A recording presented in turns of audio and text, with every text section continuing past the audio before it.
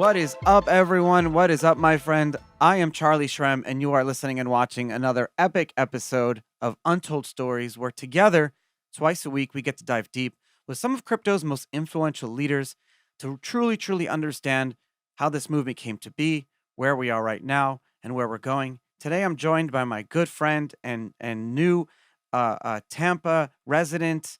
It's good to have you in South Florida. Nuke Goldstein, CTO of Celsius. Good to have you on the show. Thank you. Actually, I'm not even going to use these headphones anymore. How are you? Yeah. How's your day going? Who needs that phones? 2022, right? That's what I say.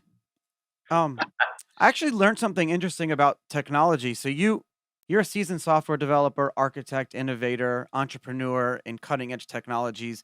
You've done everything from AI to IoT. You've studied computer science at Technion in Haifa, which is an amazing school. I have a lot of friends who went there and end up doing a lot of cool things. You also hold black belts in Kempo karate and jujitsu, which is really cool. You've done a lot of different things from business to working on like pro social society type stuff. But really, like the backbone, it seems to me for you that technology is what gives humanity our rights. Like that's how we control ourselves and protect our future. Yeah, absolutely. First of all, thanks for having me, man. This is exciting. Charlie Shrem. Oh my Yeah. God, I'm kidding. I feel the Look, same way when I meet all of my guests. yeah, no, it's exciting. You have to understand. My wife, when I started Celsius, any other company that I started, she didn't really care. I mean, as long as I'm happy, she's happy. She lets me do my crazy, entrepreneurship stuff, building, creating companies. Never complained that you should work in a cubicle and retire at 65. So it's a weird life to be an entrepreneur. You know it, but she never really was interested in Bitcoin or crypto at all. She kind of liked that we're doing well, but Yeah. at the point where this turned and she started showing interest is when she read Bitcoin Billionaires. I actually made her read that book, and she was in What a love. great book. So she was super excited to meet you, and look, yeah, I was thinking about it this morning. Entrepreneurs are not normal people, right? All of us could have had much safer, much uh, you know most of us better life, right? 90% of all the startups fail, right? Miserably. I knew entrepreneurs who had to sell their car just to keep the company running because we're dreamers. So it's not about the money and the Yeah. fame of it. Of course, it's in the back of your mind. You always want a big exit and you have your name in the paper. But I think what drives you is to make an impact and to make an impact on the world and have some bug in your head that you want to change something. And I started my entrepreneurship with a company I called the Carbon Project, which was in geospatial information, meaning maps and geographic data. And it was born actually from 9/11. I saw on the news that a lot of agencies could figure out where the terrorists are coming and what they're planning if we only shared information between them. So that's how I started my career as an entrepreneur 20 plus years ago. And ever since, every time I saw a problem and I thought I could fix it, it became a company. And I was lucky enough in 2017 when Alex Mashinsky approached me with the white paper that he wrote for Celsius. And my reaction to that white paper, I read it. I said, "This is very interesting, but it's crap." And he said, "Well, what do you mean it's crap?" So the idea was unbelievably great, but there was not enough technical beef in it. So I got so excited about this, my mind started running. I come from, peer-to-peer networks and stuff like that. So the technology of it really excited me. And I went to the basement and I came up with some ideas.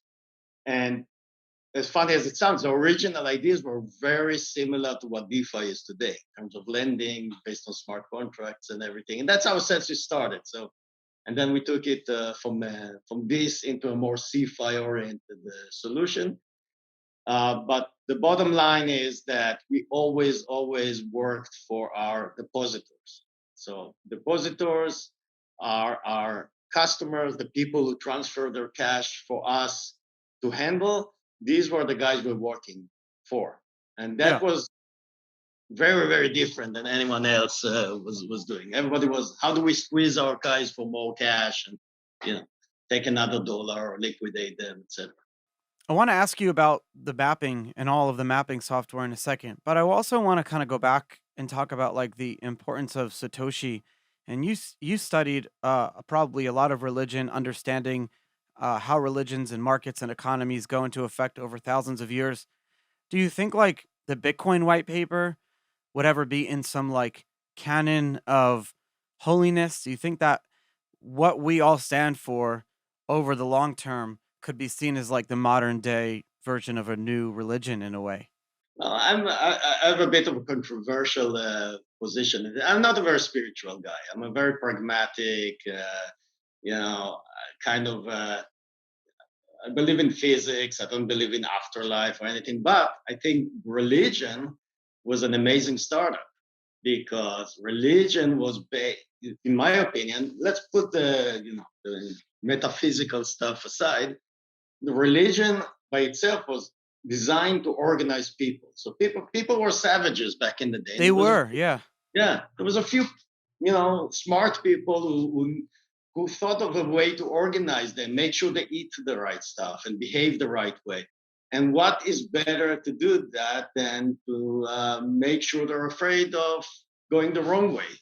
Set the right path as they saw it, and and scare them not to do the wrong thing. So I'm not getting into is there a God or no God, but I think on that aspect, what Satoshi did, and it's not just what he did and the problem that he solved. That was, by the way, a lot of cipher funds and software engineers and software science guys thought that the problem cannot be solved uh, for the longest time. And the way Satoshi solved the problem of a decentralized money uh, was amazing, but it's beyond that. The social impact of it, the timing of it is perfect. And who knows? Maybe some sort. No, I don't want to say religion. Well, you're This talking word. about like, let's just forget the word religion, but we talk about the reorganization of people. You just kind of agreed with yourself there because we are going through now the largest reorganization of people in since I don't know since like the creation of I don't even know what to compare since the invention of sliced bread Maybe maybe or John Lennon something. was right. Right? Imagine there's no countries, no religion. you know, the song Imagine. So it's Yeah, kind of like that, imagine right? all the people living. I forget the Don't make it words. sing. You don't want to scare your Maybe the audience. editors can play it right now, but then I'll have to pay a royalty for that, which I don't mind Right, doing. So exactly. maybe we could play that song for like 30 seconds. It's a So great song. I think John Actually, Lennon, maybe Satoshi. Who knows? Maybe he inspired the whole thing. Who we knows? will be having some music soon. I'm very excited. I got in touch with a guy. He's been a Bitcoin OG for many, many years. His name's Aaron Koning, and he's written like dozens and dozens of songs about Bitcoin and crypto, mostly Yeah, Bitcoin. So I was talking to him, and he's gonna allow me to start using his music for the show, maybe just to play it at the end.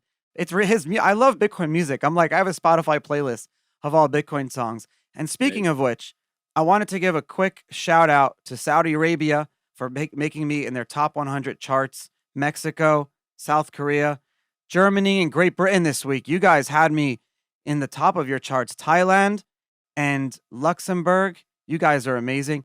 I get we get listeners from all over the world. Macedonia, you guys are the best. Ukraine, I've been following what's going on over there, and thanks for listening to the show. So everyone, I really appreciate. Crypto unites us all, right? Yeah, So we one big family all over the world. And it's funny thing in Celsius, we basically did not limit ourselves to one country from the start by design. We said we open it to everyone, and then obviously working with regulators and all that. But wherever we could open it, we opened it, and we have like 170 countries. It's crazy. I think we even having someone in Antarctica. We're using Celsius, yeah. still winners, but just the globality of things is amazing.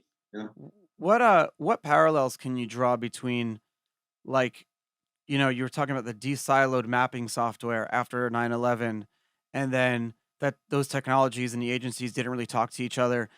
Are there comparisons to that with like a multi-chain world, a multiple blockchain world, a blockchain world where interoperability, or is it going to be where they're all like they're all siloed? Um, and then also really parallels to traditional finance, like that was broken for so many years, and until 2009, we didn't think it was unbreakable. Yeah.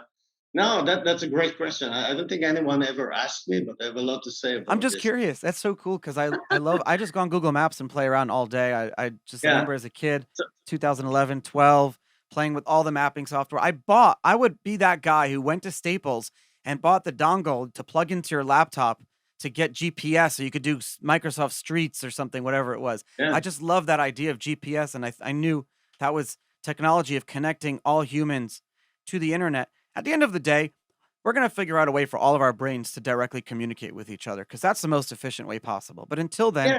huge Yeah. financial opportunities will exist. But back to my question. Sorry. Yeah. So I think there's some parallels. Obviously, cannot sometimes it's potatoes, tomatoes, but I think there are some parallels on how technology and problems that technology can solve, how they're handled. In mapping, there was a lot of the decentralization and versus centralization. Google Maps is basically centralization of mapping. When I worked with it, there's a lot of people doing things with maps, and in the world that I lived in, the consortium, the Open Geospatial Consortium, they try to create a common language between them. So you can draw parallels to multiple blockchains and bridges and stuff like that, which is a different approach, but similar problem in a sense. But I'll tell you one thing. At some point, I got a grant from the National Science Foundation, the NSF, and that was an interesting project that actually drew me to the blockchain because that project was actually after Hurricane Katrina. And when Hurricane Katrina hit in New Orleans, one of the things that happened is that all infrastructure died. There were no cell phones, there was no internet, there was no communication between first responders. And my idea was, hey, wait a minute, why do we need ISPs? Why do we need internet? Let's just put antennas on fire trucks and have these antennas basically use a peer-to-peer network between all the cell phones. So all the cell phones basically have Wi-Fi, right? And why do we need ISP to communicate? Yeah, it's a good point. Why do you? Yeah. Right? And I actually demoed it and I got the grant, but it was too science fiction for people. They didn't understand how it was because it was what we call survivable peer-to-peer network. And the survivor peer-to-peer network means you have like, let's say me, you, and someone else, and I need to contact that someone else is out of my range of my phone, of the antenna. I use you as a proxy. Uh, and guess what? This was the base for some of the peer-to-peer technologies that drive some of the blockchains, right? And what people didn't understand back then that every Windows system, Microsoft actually hid that technology in the Windows system. I just found a way to Oh leverage wow. that. And yeah, it was fun times. It was way ahead of its time. Today we have, internet everywhere and satellites, and so that technology is not really needed. But I think what I can take from that is one, decentralization ideas around that decentralization, survival, and independency were always there. And I think the other takeaway is that somebody asked me once if what happens if an EMP shuts down all the internet, will Bitcoin survive? And I said yes, We build a lead because box. yeah, we'll find a way to communicate, right? And if we can communicate, we can run Bitcoin, and other blockchains, right? So that's my takeaways. But Yeah, you can build certain types of rooms and homes and houses that an EMP couldn't really. Well, I don't. If I start talking about something I don't know, people are going to start messaging me like, "What are you talking about? You're educating on yeah, EMPs, or I don't know anything." But it's kind of cool. Electromagnetic pulse. That to me, that I thought that's what would take down like a future society. But now I understand we can. no, Humanity is really good at figuring out ways to make sure that it moves forward. Like you said, with humanity was at potential like it was going to fall apart, and religions organized people. Maybe through the tech world, humanity was going to fall apart, and if we didn't have decentralized technology, it kind of brings it all together. Yeah, What do you look, think? one thing I always Yeah, for sure I know is that the future is weird. I don't know yeah. really, but humans are durable. Humans always find ways to overcome and survive. So it's pretty remarkable. What do you think Bitcoin specifically, Bitcoin's role in like the whole macroeconomic landscape? You see nation states, central banks, everyone is taking a position. It's kind of changing from the Bitcoin of 10 years ago. You remember like I don't know 10 years ago. I can tell you 3 or 4 years ago when people came to us and said, "Look, this is a problem looking for a solution looking for a problem," right? Nobody understood the depth of all these things we talked about, the social order, and this is the biggest problem. It's just under our nose, and we couldn't articulate it. Hey, look, there's a problem with. It's bigger than Corona. It's bigger than wars. It's a broken financial system. That's like the DNA of us. I think what Bitcoin proved, and I still remember like people saying, it's probably going to be hacked. It's coming down. It wouldn't be able to scale. It's too slow.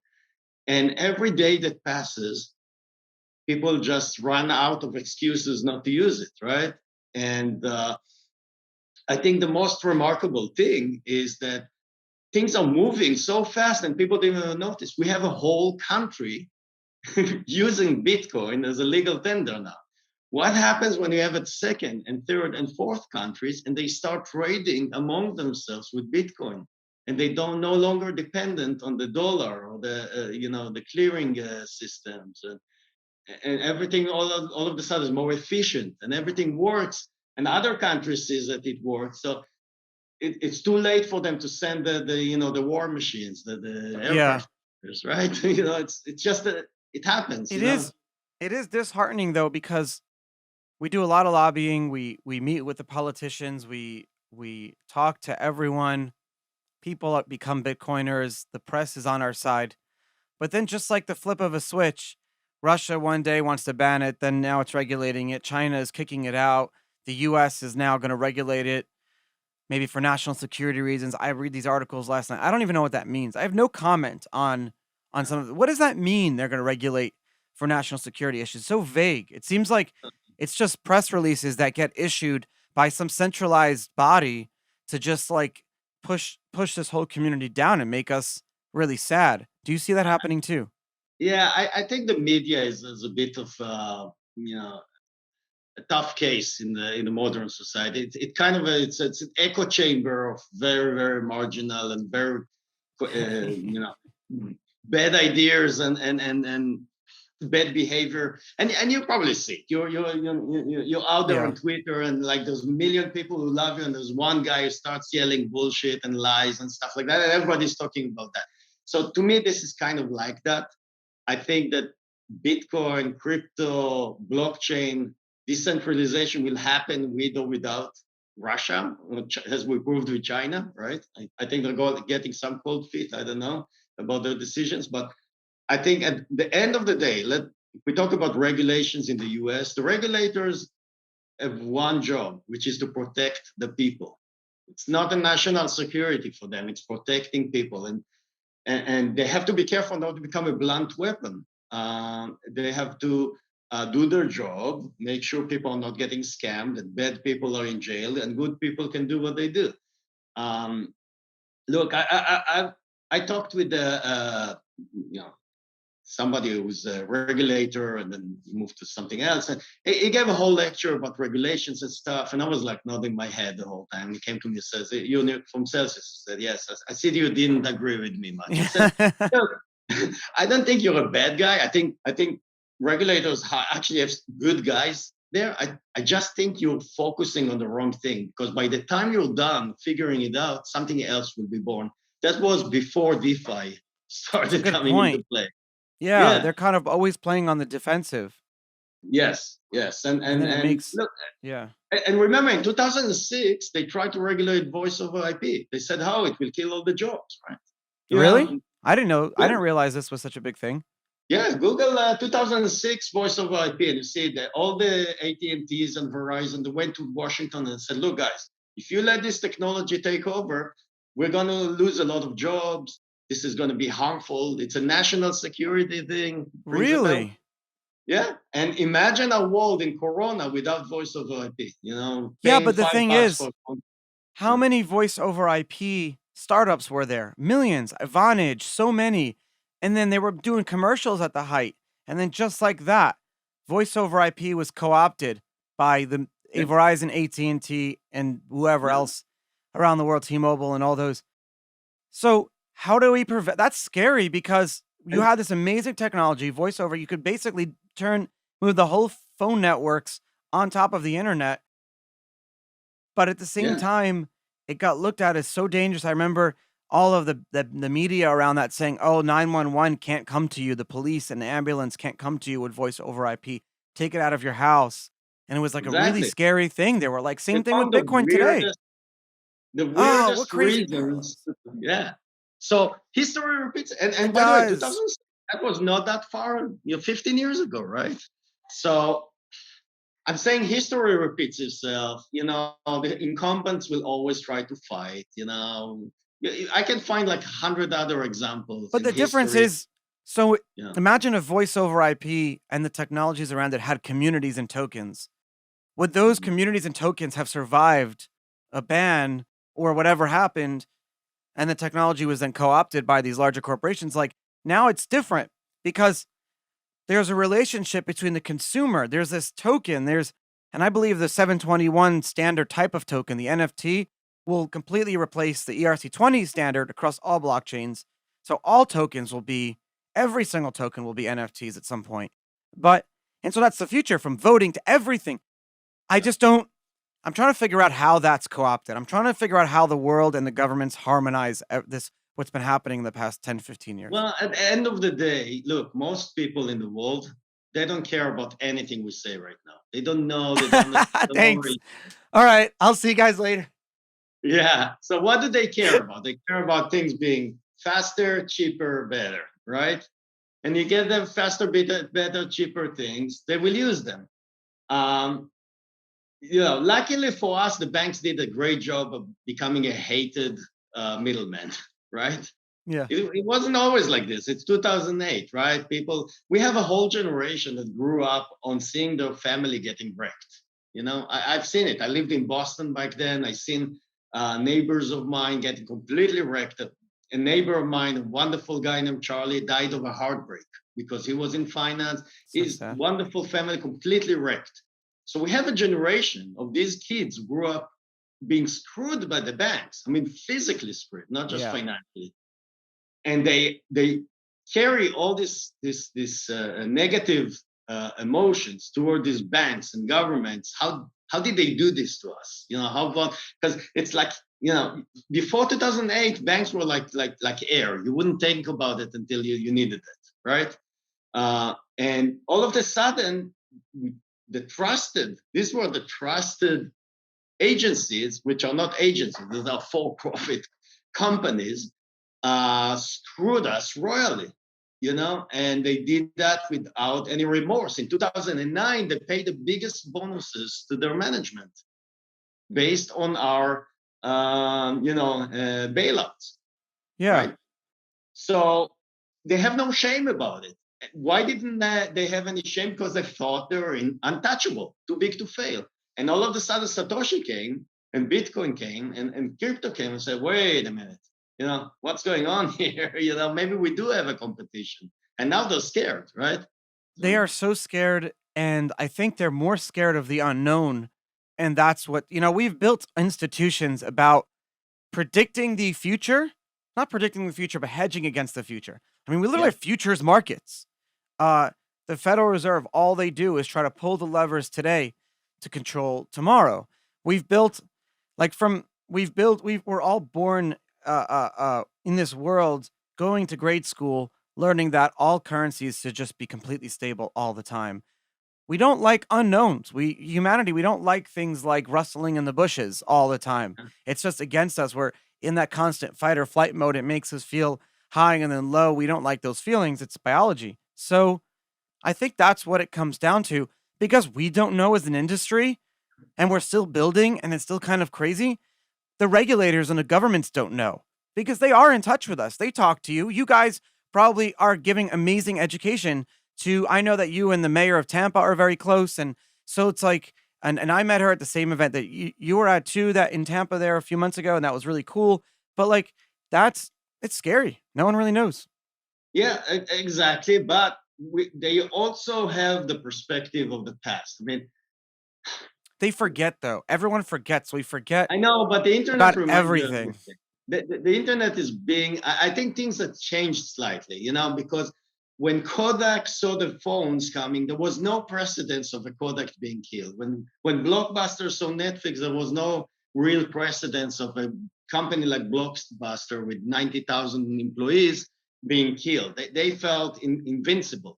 But now we have that perspective. So when you talk to bankers, they have the blockbuster, and we keep reminding them, right? It's not like. So I do think they're shaking in the boots. What will happen is kind of, I call it the Spotify moment. Yeah. I think on one hand, if you look at Spotify 15 years ago, we talked about 2006. So if you go back 15 years, you had I don't know. What do you call it? Emule and Napster and all this, and we Yeah, all eDonkey and LimeWire and all we of them. stole all Yeah, the there were so many music techno. before BitTorrent. Yeah. Yep, And we stole all the music. And I still remember my first MP3. I was so excited about the technology and having the music. I remember. And then on the other hand, if you wanted to buy music, you would go to Tower Records and browse through the records and all that. None of this exists. I mean, they exist, but very fringe. Everyone now uses streaming, Spotify and the other streaming services, right? And I think this will happen in our industry in some way or another as well. And we talk about the DeFi, the decentralized finance, and the CeFi, the centralized finance. And I always talk about what's in the middle. Where's the border between infrastructure, which is DeFi? To me, infrastructure is something that is just there. Nobody regulates it. It's like TCP/IP. So what is the DeFi? What is the CeFi? The CeFi is the guys who pay taxes, who report to the regulators, etc. Have a CEO and CTO, etc. Like Celsius, right? Where is the border? Where is Ah, all right? So these CeFis will have to use DeFis, and this is where the regulators need to focus on. How will you use? Don't try to regulate DeFi; it's a losing proposition. Just try to regulate how CeFi uses DeFi, and then you have some. And this will be that's a really the good real. idea. That's a really good idea. You're right, and you guys are the guardians, the stewards, of the industry because you are the toll booths between entering the decentralized world and coming back because there will always be a relationship between the two. And so Yeah, sensible regulations would govern that because at the end of the day, we want, you need to be able to you need to be able to hedge, right? You need to be able to operate a business and run a business. You probably want clarity more than anyone, right? yeah. You have a vested interest in having regulatory clarity. It's actually, you brought Yeah. up the Kodak thing. And I want to say one thing too. The first song I ever downloaded, I remember, I'll never forget. I was like kid.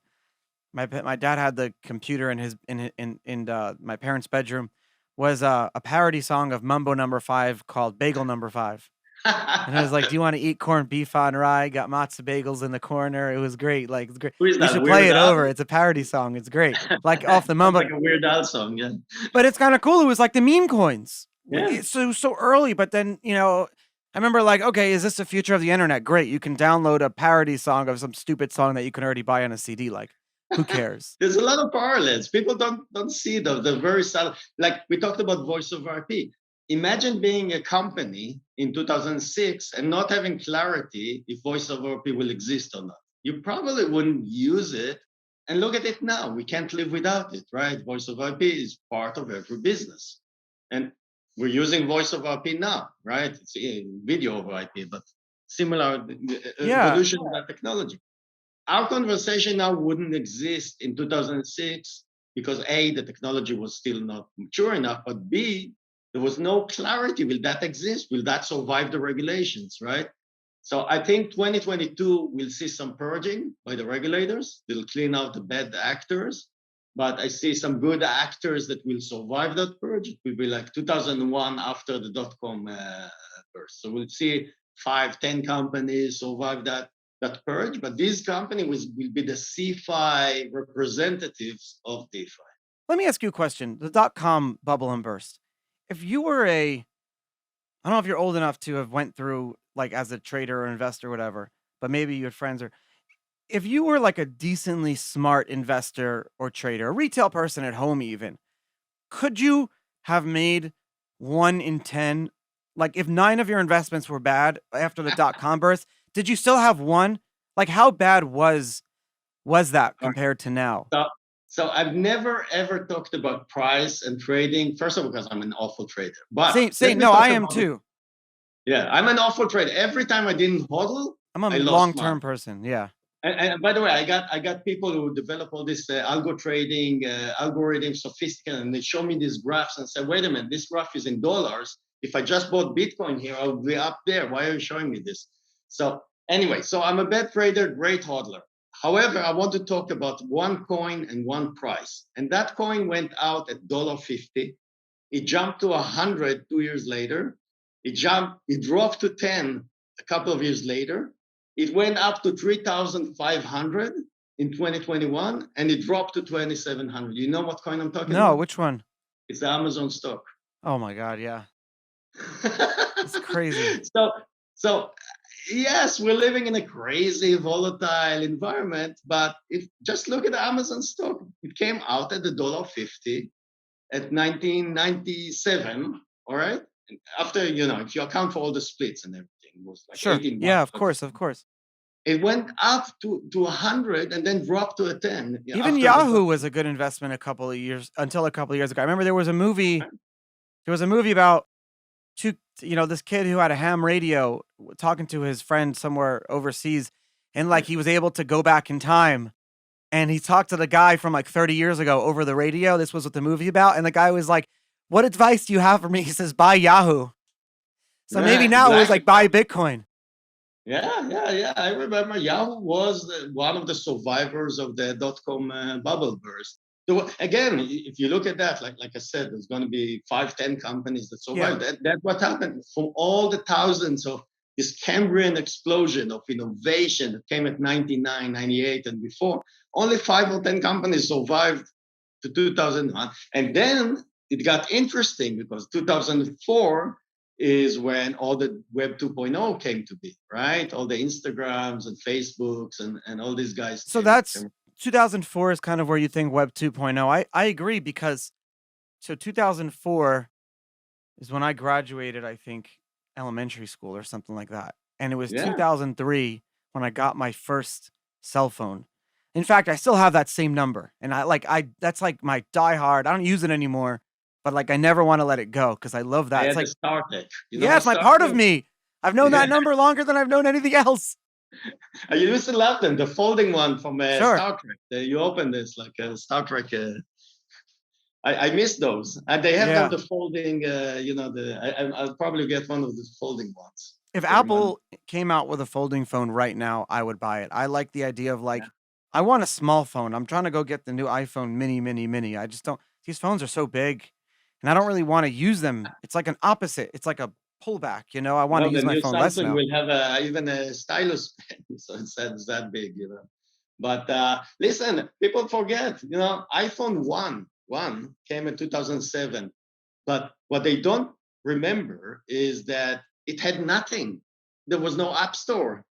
I The App Store remember. came in 2009, I think. Like Apple 3GS was the first one to use 3G. That was the successful Oh iPhone. yeah, iPhone 3GS. Yeah, you're right. I That remember. was my first iPhone. I didn't want to touch that crap before that, right? It was a terrible phone. There was nothing you could do with it. But what happened is when the iPhone came out, everybody got excited. What did they try to do? They tried to build websites into this phone, right? And it looked awful. It was Yeah. like small websites. And Small. right? That's what it It was. It was was. like a tiny screen with small website. Like Amazon was a bunch of hyperlink back then, you know? I remember. Yeah. So but that's how it started. And it's kind of like, to me, this is like DeFi, right? DeFi started by copying the traditional finance one-to-one, like you want to do an exchange in DeFi, all right, let's build an order, an order book, buyers, sellers. Yeah. And we had Switch.io and things like that. And then people saw the potential, and out of the box thinkers like the Uniswap guys came and say, hey, how about we do something different, mathematically driven liquidity pool? That could never exist before. So now we're moving from the small websites into a small screen into apps, right? Now we're discovering the new opportunities in this world. And this is what excites me, because we're really early in this game. I think the potential is enormous. Do you think there's do you think it's possible for some do you think we'll see 51% attacks become more like, cuz okay, so when 2017 happened and a lot of the, we saw that dot-com, I would argue that that was the dot-com like bubble and burst or whatever, cuz that was crazy. I mean, that Yeah, going through that was one of the hardest. I don't know, 2014, 2015 was probably the hardest, but that was because we thought back then that Bitcoin was like over and there were no really altcoins. But yeah. 2017 was like terrible. Um, so we did, back then there were no financial tools like Celsius to even allow people to like hedge against the future. There were no treasury management Yeah. tools. There were no ability to borrow against your crypto. Do you think because of all that, maybe the blows and the volatility will eventually be softened? Hard for me to say. That's probably a Yeah. better question for people who understand the economy better than me. But I have to say, I put an asterisk even on that comment. A lot of Nobel Prize winners in economy completely fail to understand Bitcoin and its impact on the economy, right? Well, they So have vested interest because you're talking about people who have built their lives and legacies around a certain like incumbents, yeah, yeah, yeah, and then like so you talked about, let's go back to Kodak for a second. If anyone is ever around Rochester, New York, go first of all drive past the old Kodak factory. It's like it's yeah, sad. It's yeah, really sad. Drive on to the Eastman Museum, the George Eastman Kodak Museum. That's not sad. It's actually, you can go walk around his house, it's a mansion, beautiful. You can you can see all the history of film and go through the I met the film commissioner there and she brought us, we had a private tour. It was really, really, we were doing a movie up in Rochester. And what did I learn from that experience? Rochester Kodak had a vested interest in not the camera. This is where a lot of people didn't realize it was in film. They had the monopoly of film. So even other camera companies around the world, you'd have to send your film to Kodak in Rochester, New York, and get your film made. And then yeah, eventually, dark rooms were fought against. It was cumbersome to do it yourself in your house. It was an art project. People would do dark rooms. People still actually go back to the art of like, doing photography in a dark room. I would like to try that out and learn how to do that. But because of their vested interest in not realizing where they would fit into the digital camera world, how film, like what their business would be, because they had vendors and suppliers. They yeah. owned all their vendors and suppliers too. So, like, Right. what would they do if they're not even extracting this stuff out of the ground anymore? Like, where would those jobs go? And so, Yeah, like, I think that's what a lot of big tech and yeah. incumbents are thinking of. They don't want to Yeah, repeat the same Kodak. with the Blockbuster. That they, Blockbuster. even I Blockbuster's would coming say, back. yeah, I wouldn't be surprised. But I'm saying, like, let's give credit to the managers of this company. Let's say the Yeah. smartest guys in the room, and they saw the internet coming. What would they do? Will they risk 90,000 jobs and who knows how many tens of thousands of branches in order to gamble on a future that they see coming? They're stuck. They're like stuck in the mud, right? And it happens again and again. So going back to your question, I think there's several aspects. One is, the truth that cannot be broken. There's only going to be 21 million bitcoins out there. There's 50 million multimillionaires in the world. It's just enough that all of them will call this broker, say, how come I don't have one of those bitcoins, right? And they start fighting about it. So I don't see that ending ever, that bidding war about Bitcoin and limited supply assets. The other aspect is the balancing factor is that usually complex machines, the more they get complicated, they get self-organized and balanced in a way. This is just nature, like an anthill. And if you look at society as a big complex machine, we just threw a cog into that machine. We threw a wrench into the machine, Oh, the society, and then the wrench is still breaking pieces and sparks flying all over the world. But I think at the end of this, we are putting just a new order into the old system, and eventually, as it grows, and clarity becomes more common for people to use it, we will see more stability. And who knows, maybe we'll have a Bitcoin standard somewhere, like gold standard. wow. That's a very brilliant way of looking at it. I never thought about it that way. But you're right. Like even ourselves, if you throw yourself into the most like the most stressful situation, like the most craziest thing in the world, that most uncomfortable thing, like naked and afraid, like getting stuck overnight. Humanity, we most of us will survive, and it's like Yeah. we don't realize how durable we are as humans. So you're saying it's like when you throw a bunch of humans into a like a place, an order is formed, like harmonization of humanity. I think it's Yeah, called. It's like that's the most complicated machine humans are, but you can see it even in simpler machines. Look at the cities and sewer systems and traffic lights. It's pressure like, balances out. Yeah. yeah, Oh, I right. never thought about it like that. Like So, even how the hot water comes out of your shower, and it's all based on harmonization of pressure. yeah, it always reminds me of the old Star Trek Next Generation episode where what happened is that the computer of the Enterprise became so complex that it created its own little son computer, like a sibling, Oh my and god. that yeah. So and that theory was there. It said eventually they tried to figure out how that happens, and the computer got so complicated that it started to do surviving. In order to survive, it created its own sibling. It's like so yeah. I think in general That's in the kind of world. scary now because we've never had like a value attached to computers before.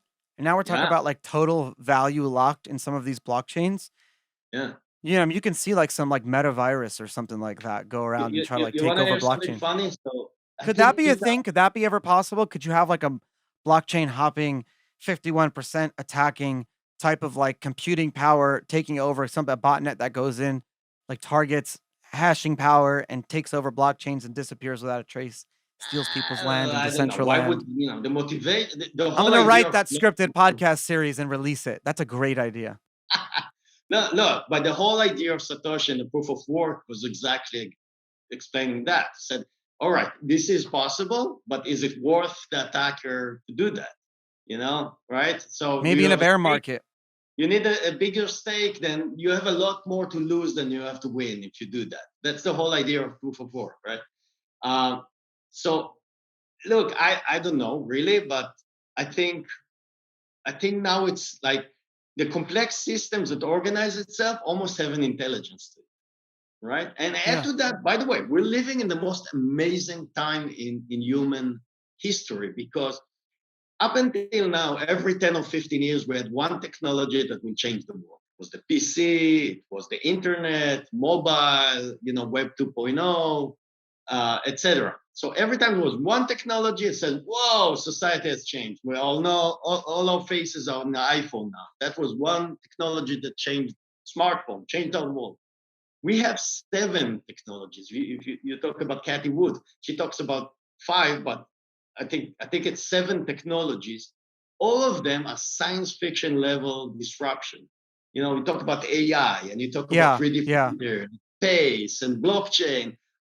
So in the next 15 years, we have times seven or the power of seven changes. The reason I'm mentioning it because I think that AI will play a role in the future of how blockchains run and being monitored.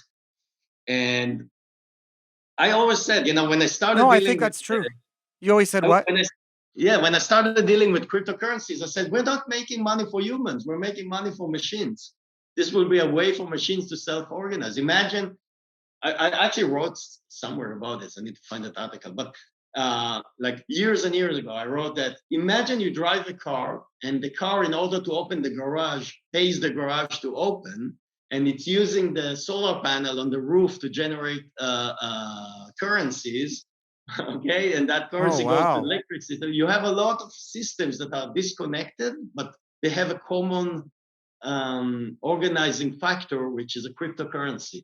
So we may have created something that we think we're getting rich, but at the end of the day, we created something for our own creation to organize itself. My favorite part about this show is like talking about the social impacts of how this technology has been changing. And this has been such a phenomenal show. Thank you so much, Nuke Goldstein, CTO of Celsius. I'm very excited. Just for a second, can you tell people a little bit more about Celsius, the app, and some of the products that you guys have? Yeah, yeah. So Celsius basically invented the yield on your currency. So, you could check it out like a savings account, right? So you open an account with us, you transfer in Bitcoin. We support about 50 coins plus now. And the original, the core value of us is that you earn yield rewards every Monday. You open your email and you say, hey, you added more Bitcoin on your Bitcoin, etc. We're also offering loans. So yeah, let's say we still live in a cash in a dollar society. You need to buy a house, or you need to buy sponsor a startup or something like that, and you don't want, if you're like me, you believe Bitcoin will always go up, or your crypto will go up, and you don't want to lose it. You just take a loan against it as collateral, and within 24 hours you get cash from us. And but now we're looking into the future, and by the way, just one more word on this. We modeled our company on one slogan, which is do good and then do well, meaning I like that. we are the first company in history that said we are not going to squeeze our the people who trust us for every dime that we can. In fact, I think at the end of the day, not only we don't charge fees, we actually are paying for blockchain fees. We paid, I think, I can't remember the number, 15 or 20 million It's dollars so insane. far Yeah. in blockchain fees, because we know how to take these funds and create yield on them. And we always expand our, we're a very sophisticated company behind the scenes on how we generate yield. We're one, we're one, if not the biggest Bitcoin miner in North America. We invested about $500 million in mining crypto in, greens. But we're focused on Bitcoin at this point. We were lucky too. We started this whole operation a month before China decided to shut down. So and Wow. we Timing is benefit. amazing. Yeah, and we focused on North America. We didn't want to go elsewhere, and we use green energy, etc. So, but the future, where are we going? So you can see glimpses of that. We have a branch called Celsius X, which was a spin-off of my R&D group, and these are the smartest guys, some of the smartest guys in the industry. And we just released recently a cross-chain liquidity solution. So Oh, the way we explain this is, imagine you had an email system and you had to specify in the email, are you using Verizon or AT&T or whatever. We want it to be seamless to the users, and what you can do now is you can deposit ETH into Polygon or withdraw ADA from ETH. Yeah, and we do this using wrapping, and we are partnered with can you use Chainlink that on to save gas fees for yourself or different that. fees? Yeah. So I want to send ADA to on Polygon, not so we do all this wrapping and bridging, and it just went live this week, and you'll see more and more coming out. We're doing now a Dogecoin and ADA and others. You'll see more coins coming and through, and more blockchains supported. So Yeah. we're kind of unifying all the blockchains and making it seamless to the user. And we're looking beyond that. Once once things get stabilized in the CeFi and banking, and everybody wants to do crypto, and big banks who are right now on the fence will eventually see the light and say, oh, we have Sure. to play along, or we don't want to become Kodak. They will need tools, right? And these tools don't exist right now. And we are, since day one at Celsius, we have been building tools. That was the toughest thing for engineering. There were no off-the-shelf solutions. We had Yeah, to you have to invent rebuild everything, everything. right? So, we were the first ones to use MPC, for example, MPC multi-party computation. And now it's like the common tool for institutions to use crypto because you don't want one guy to have the private key or something. So Yeah. in MPC, you have a private. So we are constantly innovating and moving forward. We're not resting on our laurels, and we see big future. We're firm believers in DeFi and the technology and exciting times. Nuke Goldstein, thank you so much for coming on Untold Stories today. It's a pleasure, Charlie. We'll do it again, huh? Yeah.